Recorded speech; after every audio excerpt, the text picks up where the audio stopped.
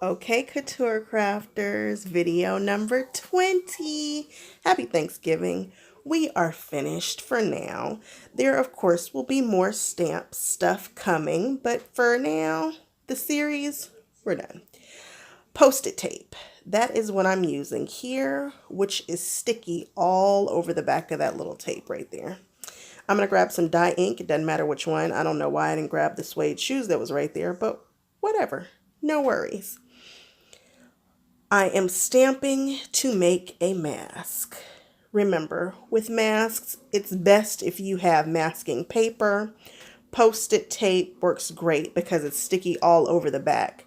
You can also use post-it notes. You just want to make sure that you are stamping enough on the sticky part so that it sticks. I am I am free positioning, I guess you can say. I'm not lining it up by using measurements. I'm just eyeballing it. And the reason why that cardstock, which is shiny, I figured we would use glossy cardstock today, is not in that corner, is so that the stamp can hang off the sides. I want it to go off the sides so I have some paper underneath my cardstock to catch that ink. So yeah, I eyeballed that. It looks pretty straight to me. And I'm stamping again for this one on glossy cardstock. Why? Because I bought a huge ream of it and I want to start playing with more glossy cardstock instead of just regular old cardstock. You can use dye ink on glossy cardstock. It will actually absorb into it. And it's fun. Something different. Why not? I'm using Suede Shoes by Catherine Pooler. Why? I don't know. I just like the color. I call it blue suede shoes, even though it's really just suede shoes. This is a set by Brutus Monroe. It's bows. It's fitting that this is the last card that I'll be doing in this series because I love bows so much. Bow everything. The set has a to and a from, and it has this little sentiment that says a gift for you. While I was making this, I had no clue why I was doing what I was doing, but it turns out pretty cool. So masking. When you mask, you want to cut on the line. You see this? I'm fussy cutting, which means I'm cutting out the image. I'm not going to make you watch the whole thing, but I'm cutting on the line. That's important. Doesn't matter what color you stamp this stuff in because really it's just a mask. It's going to get dirty. It's going to get messed up. Cut on the line. Not on the inside of the line, but on the black line. So here are two other pieces that come in the set. I don't know if they're intended to use this way, but I'm using them this way. You're going to place the mask down on the image that you want to be in the front. The first stamp that you stamp is going to be in the front. So if you're doing flowers and you want to have a whole bouquet, you make sure that the first flower that you stamp is the one that you want in the front. Then you put a mask and everything is going to go behind that mask, okay? When you mask something, you are putting the next image behind it. Rules to remember. So here I can actually move it all the way to the left. I still can't move it to the bottom. You see, I need that stamp to hang off. And now I'm placing that ribbon on top of the mask because I want it to look like the bow is in front of both pieces of this ribbon. Okay? So here I'm going to push that down just a little bit. I'm making sure that this is on top of the mask, covering that bow. And I'm just going to do some adjusting, some slight adjustments here, slight adjustments there. I'm eyeballing this. I'm not using a ruler. Look at how crooked that is. Push it, push it. There we go. That looks pretty straight. I'm going to put the magnet down so the paper does not move. I need another bar magnet. I need to grab actually 2 or 3 more bar magnets. Again, I'm really happy with Post-it tape. I get mine off of Amazon. And I'm taking blue suede shoes. I'm just going to clean up that excess ink on the side there with my chamois. And we're going to stamp. Again, we're using glossy paper. So it does take a second to dry, but not too long. It really does absorb in the paper. And once it's in there, it will not smear. Pigment is going to sit on top of glossy paper. And it takes much, much, much longer to dry if it will dry at all. Stays on ink also works really nice on glossy paper because it's a non-porous surface. But again, my Catherine Pooler inks work just fine. And isn't it pretty? It's a present. Now, if I wasn't doing some lazy stamping today, I would have cut that down smaller and backed it with at least one or two other sheets of colored cardstock to add some interest. But you guys, this is video number 20. This is the second, actually like fifth video that I've shot today. But hey, just got to get through it. So I'm using my magnets to hold my cardstock in place again. Couldn't make up my mind. Rose gold, regular gold, rose gold, regular gold. I chose rose gold. And we're going to stamp, this is going to be a 1-layer card. So I'm stamping directly on my card base. That's 100-pound black cardstock. Not 100% sure whose cardstock it is. It could be Ellen Hudson's, or it could be Recollections. Who knows?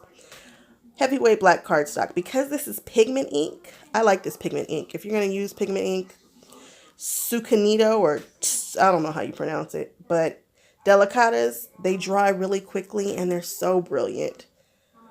I put the heat dryer on there though, just to make sure, because again, it's pigment ink and I don't want any smearing happening.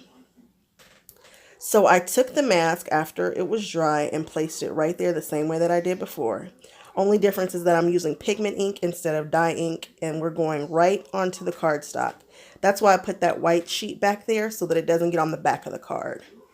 It's okay when you're using your MISTI for your paper to hang out the side.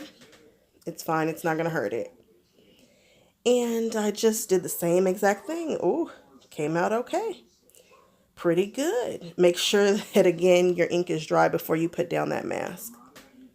I'm pleased.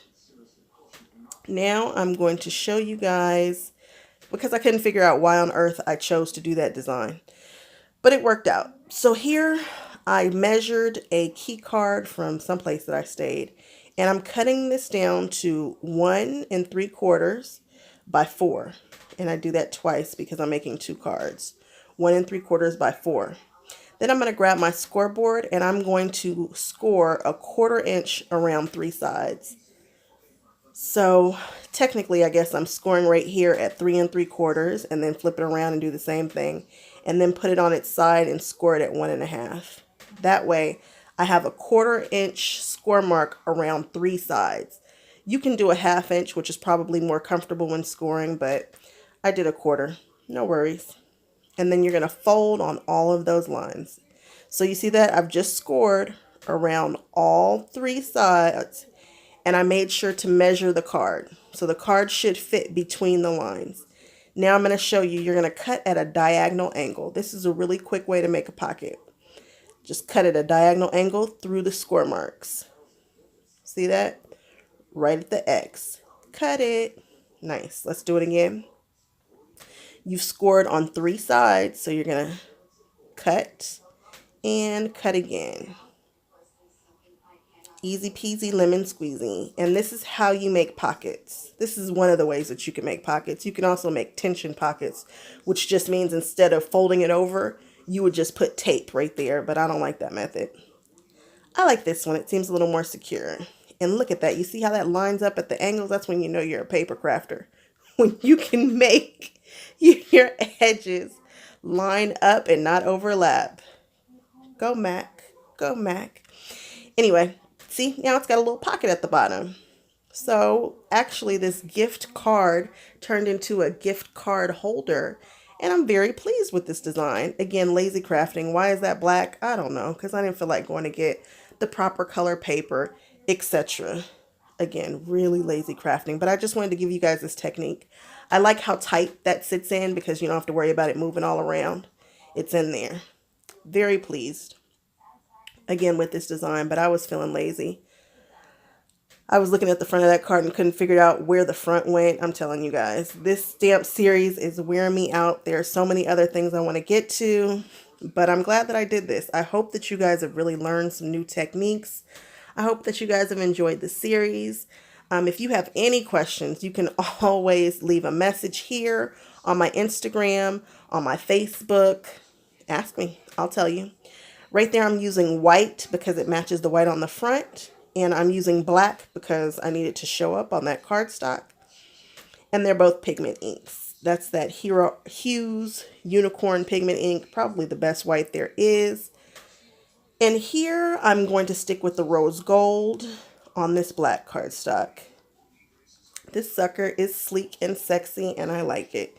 You guys know I like a clean and simple, sexy card. And these sentiments are from the All to New Blessing sentiment, that bottom happy holidays, and also the sentiments that I've been using from that set, you guys. I can't tell you enough. I think you should get that set and just have it. It'll go through the holidays with you. Easy peasy. So now we've got to make matching envelopes. I cheated earlier today and I had my pre-made envelopes because sometimes I do. I have number 10 envelopes just on hand because they're long and they fit my long and skinny cards. But I haven't found any pre-made square cards that I really like. So I got to make my own. Cut the paper out according to the dimensions. These two cards here are 5 by 5 cards. They're smaller. So they can be, I can make an envelope out of an 8.5 by 11 sheet of card. If you haven't checked out my card bases video, check it out. Because I talk about how important that is if you want a card that matches with the cardstock perfectly and you're using 8.5 by 11 cardstock. Don't judge me. You guys know I eyeball stuff and usually I'm on the money. But with this, I'm so off to the left. And I just couldn't pull myself to do another envelope. So, yep, it's happening and it's off to the left. It is not centered. Again, most of the time I get a little wood on the ball, but yeah, it's off. It was off. Not making another one. I'm just trying to get through this series, guys. So here I just chose to use black pigment ink right there. And this one, much better. Much, much better. And then I can just write the address underneath. I love decorating envelopes. I think that is such a cool part and process of making cards. I just think you should. So if you're getting started, I recommend a punch board. You can make envelopes with a scoreboard. It's not my technique. I know that there are patterns and things out there. Nope. Get the punch board. Get the 1, 2, 3, the one that I use with the swing arm. I just don't think you'll be disappointed if you ever want to make cards. Not necessary, but again, boy, that's a pretty card to me. Hate that I stamped it off center now. Oh well. So there we are. We're going to do a bonus video after this because I was asked the question, you should tell people what to use when they're starting to stamp. And I'm like, huh? Haven't I answered that? Well, here it is.